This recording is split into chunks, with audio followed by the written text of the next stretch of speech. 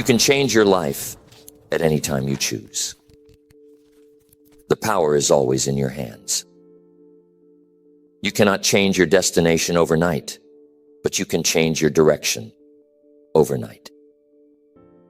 So how do you do it? When I met Mr. Shoaff all those years ago, he told me there was about a half dozen things that make all the difference.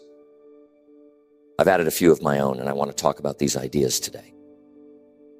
The 10 keys to dramatically change your life. One of the first keys to dramatically improving your life is taking full responsibility for where you are right now. You got to step into full ownership of your life.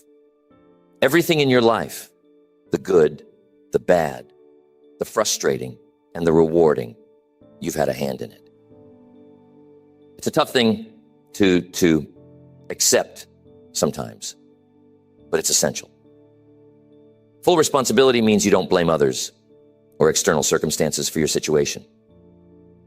Once you do that, you take back your power. When we blame others or situations for where we are, we give away our control. It's easy to point the finger and say, it's not my fault. But when you take responsibility, you suddenly realize that you have the ability to change things. If you don't like where you are, you can change your direction. It's a shift in mindset from being reactive to proactive. You stop asking, why is this happening to me? And start asking, what can I do to change it? This concept applies to every area of your life.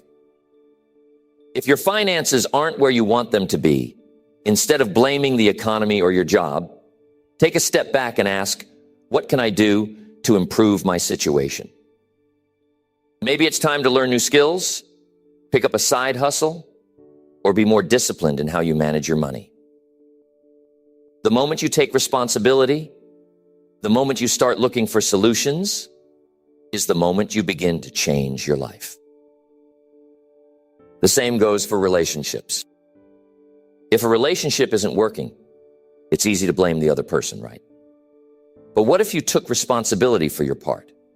What if you asked yourself, what can I do to improve this relationship? Maybe it's about being a better listener, showing more appreciation, or working on your communication. When you take responsibility for your actions, you empower yourself to improve the situation. So, start with this principle. Take full responsibility for where you are. Own your choices, your habits, and your actions. That's the first step to making any real lasting change in your life. Next, the second key to dramatically improving your life is setting clear goals. Without a vision, we drift. Clear, well-defined goals are like a roadmap for your life. They guide your actions and decisions, keeping you focused on what truly matters. It's amazing how many people go through life without any real goals. They hope things will work out, but hope is not a strategy. You have to be intentional. A goal is like a target. You can't hit a target if you don't know what it looks like. The more specific your goals, the easier it is to achieve them. If you say, I want to make more money, that's vague. How much more money? By when? What will you do to earn it? You see, fuzzy goals produce fuzzy results.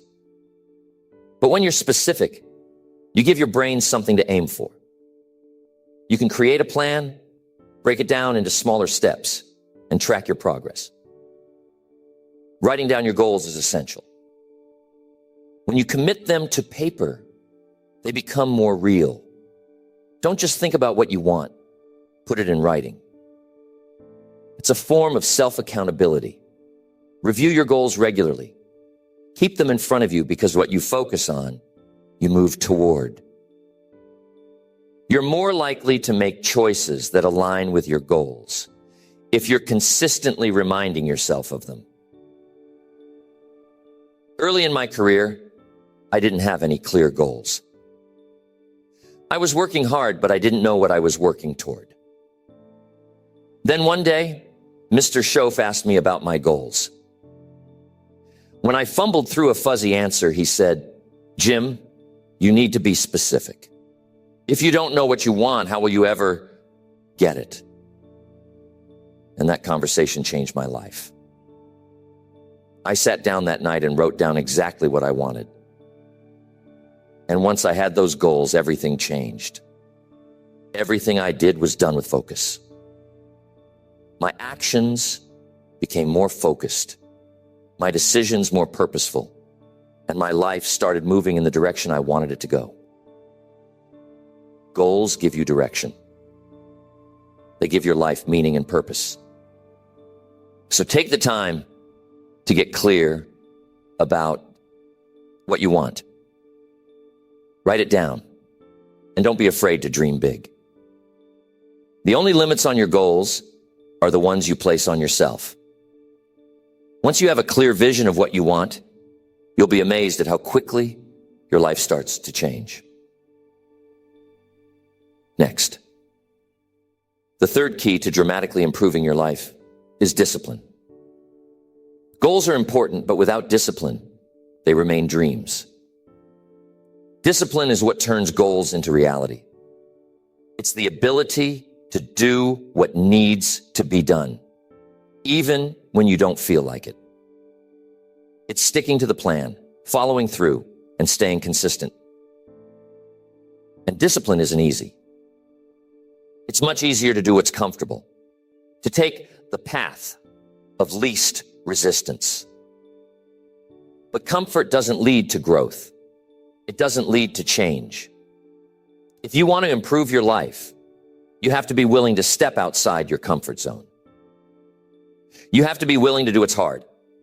And that requires discipline. Think about the areas of your life where discipline is needed. Maybe it's in your finances.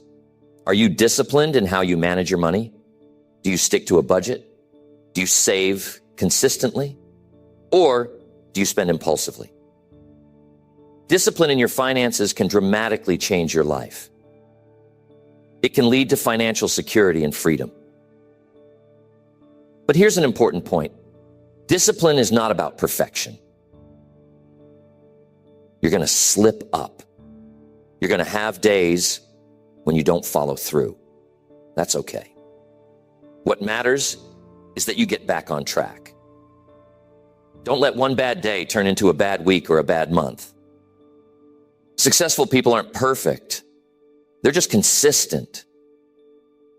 They keep showing up even when it's hard. They keep doing the work even when they don't feel like it. And over time, that discipline pays off. Tell me, what's one area of your life where you could be more disciplined? Identify it and make a commitment to improve. Start small if you need to. Maybe it's as simple as waking up 30 minutes earlier to work on your goals. Maybe it's cutting out one unhealthy habit. Whatever it is, start today. Build your discipline one step at a time and watch how it transforms your life. Next, the fourth key to improving your life is developing a growth mindset. This means being committed to constant learning and self-improvement. The world is changing all the time. New technologies, new opportunities, new challenges. If you're not learning, you're falling behind. Leaders are readers, and successful people are always growing. They're curious. They're always looking for ways to improve themselves, their skills, and their lives. Invest in yourself. Read books, attend seminars, listen to audio programs. The more you learn, the more you can apply to your life. And here's something important to remember. Personal development is not a one-time event. It's an ongoing process. You don't read one book or attend one seminar and call it done. You have to keep feeding your mind, keep challenging yourself to grow. Most people say, I don't have time to read, or I don't have time for personal development. But here's the truth. You make time for what's important to you. If you want to improve your life, you have to make personal growth a priority. You don't have to spend hours every day. Even 15 minutes a day can make a difference. If you're consistent, those small efforts compound over time. Think of personal development as an investment. Every book you read, every seminar you attend, every conversation with a mentor, it's an investment in your future. And the return on that investment is immeasurable. So commit to becoming a lifelong learner. Make personal growth a part of your daily routine. And remember, the more you learn, the more you earn. Not just in money, but in wisdom, relationships, and opportunities.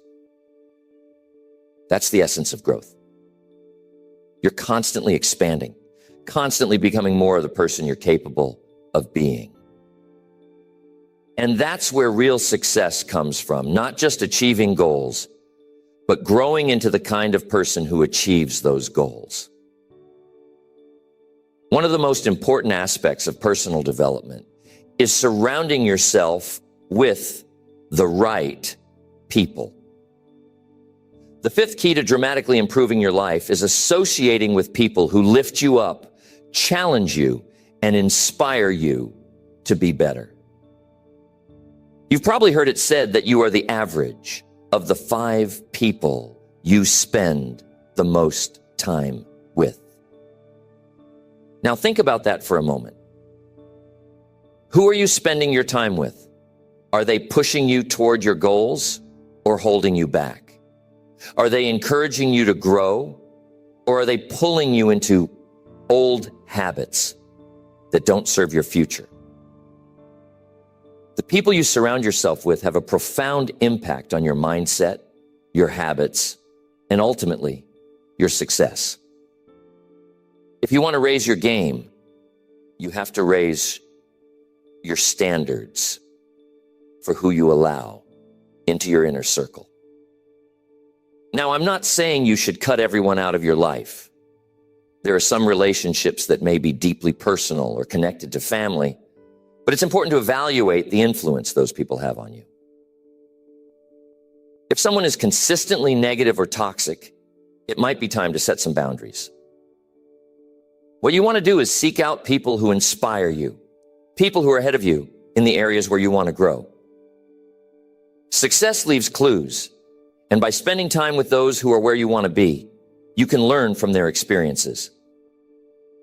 If you want to be successful, spend time with successful people. If you want to improve your health, spend time with people who are health conscious. Their habits, their thinking, and their behaviors will begin to rub off on you. That's the power of association. Look, you can't outgrow your environment. If you're surrounded by people who are content with mediocrity, it's going to be hard for you to strive for excellence. On the other hand, if you surround yourself with people who are ambitious, who have big dreams, and who are working hard to achieve them, it's going to pull you up. Their energy, their drive will inspire you to push yourself further.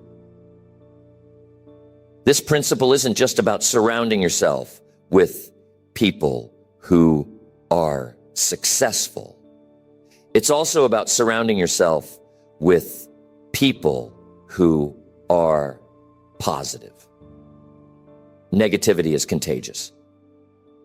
If you're constantly around people who are complaining, who are bitter, who see the world through a lens of scarcity, it's going to affect your mindset.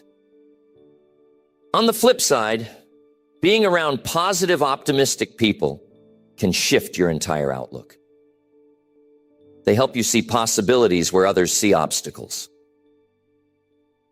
I remember early in my career, I made a decision to change who I spent my time with. I realized that some of the people in my life weren't going in the direction I wanted to go. So I started seeking out mentors and successful individuals who could challenge me, teach me, and inspire me. That decision changed everything for me. The conversations were different, the energy was different, and most importantly, I was growing in ways I hadn't before. If you want to change your life, you've got to change who you're spending your time with. Next, another key to improving your life is managing your time effectively. This is number 6, and it's a big one. Time is the most precious resource we have, and how you use it will determine the quality of your life. We all get the same 24 hours in a day, but how you use those hours makes all the difference. Some people seem to accomplish so much, while others struggle to get anything done. What's the difference? It comes down to time management. The first thing to understand about time management is that it's really about self-management.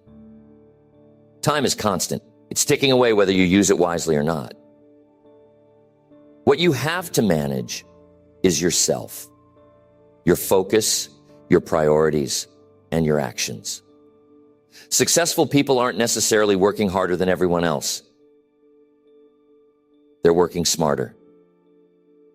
They've mastered the art of prioritizing what's most important and eliminating distractions. A powerful tool for managing your time is the 80-20 rule. It says that 80% of your results come from 20% of your activities. In other words, that not all tasks are created equal. Some activities have a much higher return on investment than others. The key to effective time management is identifying the 20% of activities that will produce the greatest results and focusing on those. For example, in business, maybe 20% of your clients generate 80% of your revenue. In your personal life, 20% of your habits may contribute to 80% of your well-being. The idea is to focus on the high-impact activities and let go of the rest. Another aspect of time management is learning to say no. Protect your time and focus on what really matters. Every time you say yes to something, you're saying no to something else. You only have so many hours in a day, and if you fill them with low-priority tasks or obligations, you're taking away from the time you could be spending on your goals, your health, or your relationships. So, don't be afraid to say no to things that don't align with your priorities. And here's a strategy I've found helpful, and that's to plan your day the night before. Take 10 to 15 minutes each evening to look at your schedule for the next day and decide what your top priorities are. Write them down. When you wake up the next morning, you'll already have a clear plan for the day, and you'll be less likely to get distracted or waste time. It's amazing how much more productive you can be when you start your day with a clear sense of direction. Now, here's an important point. Rest is just as important as work. Effective time management isn't about working nonstop. It's about working smart, but also knowing when to rest and recharge. You need balance. If you're always pushing yourself without taking time to relax and rejuvenate, you'll burn out. So, schedule time for rest, for hobbies, for the things that bring you joy. That way, when you're working, you can give it your full energy and focus. Next, the seventh key to improving your life is mastering your emotions. This is a big one because your emotions can either drive you forward or hold you back. And I'm not talking about suppressing your emotions or pretending that everything's fine when it's not.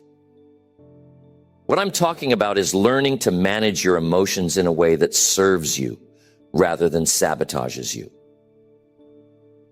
Emotions are powerful, and they have a huge impact on the decisions you make, the actions you take, and the results you get. Think about it. How many times have you made a decision out of anger or frustration only to regret it later? How many times have you been overwhelmed by fear or doubt, and it stopped you from taking action on something you really wanted? Learning to manage your emotions is crucial to improving your life because your emotions are the driving force behind your behavior. It's important to understand that emotions are signals. They're there to tell you something. When you feel angry, it's often a sign that something's not right. Maybe someone crossed a boundary or treated you unfairly. When you feel fear, it's your mind's way of warning you of potential danger. Emotions aren't the enemy, they're information. But the key is to respond to that information in a way that's constructive rather than reactive. You can choose your response. Next. The eighth key to dramatically improving your life is taking care of your body. This might sound simple, but it's foundational. Without a healthy body, everything else in your life suffers. Your energy, your productivity, even your mindset.